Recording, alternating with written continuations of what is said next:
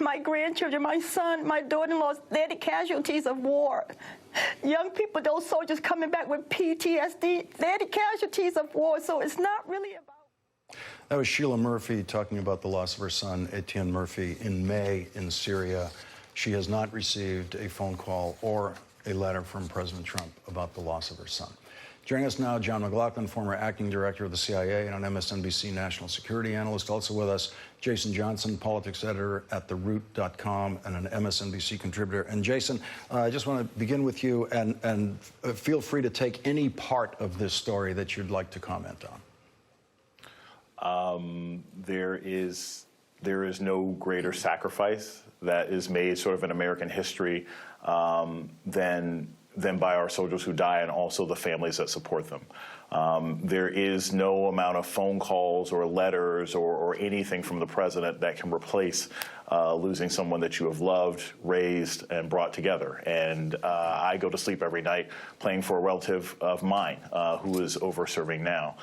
That being said, the only small sliver of kindness or hope that some of these people can experience is being told by someone in an official capacity that their child's life did not end in vain. And the inability of this president to express consistent empathy, not driven by his own numbers, not driven by his own concerns, not because he was cajoled or shamed or forced into it, is just another searing example of his absolute inability to lead this country. We judge our presidents, Lawrence, on pretty basic things: leadership, integrity, intelligence, competence. He's failed on most things that any political scientist has ever assessed a president on. But empathy is something that we don't just expect from presidents, we expect from human beings.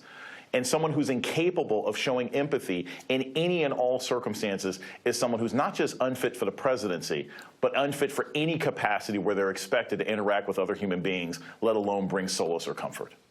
John McLaughlin, what do you think we should be concentrating on in this story? Well, I've been thinking about this story all day, Lawrence, as it's unfolded.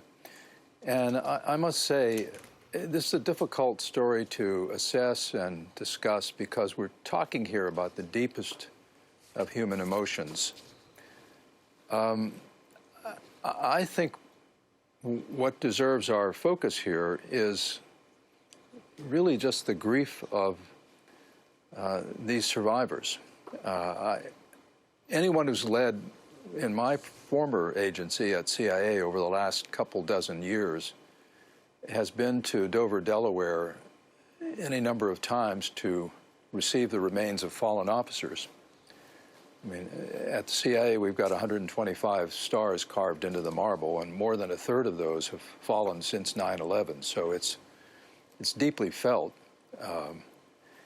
So I think the thing to concentrate on here is the need for the president and the nation to learn something from this. That is, to learn that when someone is experiencing the grief that is the deepest grief anyone experiences, the grief that comes from the loss of a loved one, particularly in a war, that the only thing you can do is convey to them as sincerely as possible your sympathy and your sharing of that grief, and that's it. You know, the president has this tendency to make things worse by bristling the way he did.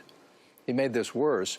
The empathetic thing to do here would have been to just pick up the phone once this controversy broke, call this grieving widow and say, you know, ma'am, I'm sorry if this was heard in a way that I didn't intend it to be heard.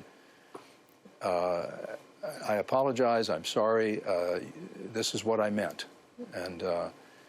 And people would understand that, because we've all, I'll bet there's not a viewer out there that hasn't struggled at some time finding the right words to console someone who is deeply grieving.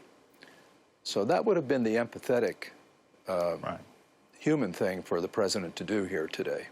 And Jason, when you hear John McLaughlin say that this very simple notion of picking up the phone again and just saying, I'm sorry if I was misunderstood, it sounds so simple, so easy to do. And as I was listening to John say it, so utterly inconceivable when the character in the scene is supposed to be Donald Trump?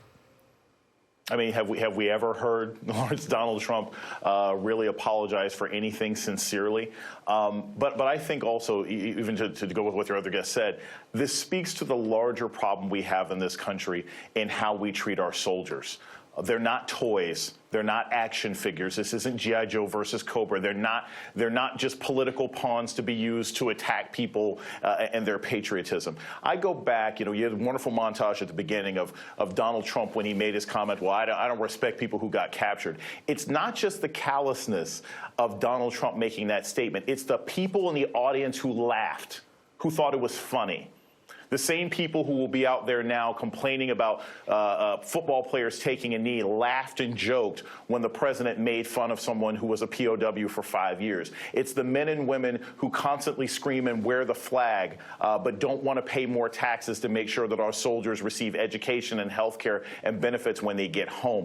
Our country needs a wake-up call about how we deal with war, not just whether or not we should be fighting this war, which we shouldn't, but how we care for the men and women who come back. And this president is the epitome of the callousness and the disingenuous nature in which way too many Americans view combat from this country. And John McLaughlin, quickly before we go, on the president's first full day in office as president, he was at the CIA headquarters. He was standing before that wall that you know so well there that memorializes CIA officers lost in the line of duty, and he never acknowledged that and talked in ways that were considered extremely irreverent to the place that he was in, highly politicized ways, talking about his election victory and all this sort of stuff. The typical shallow Trump comments.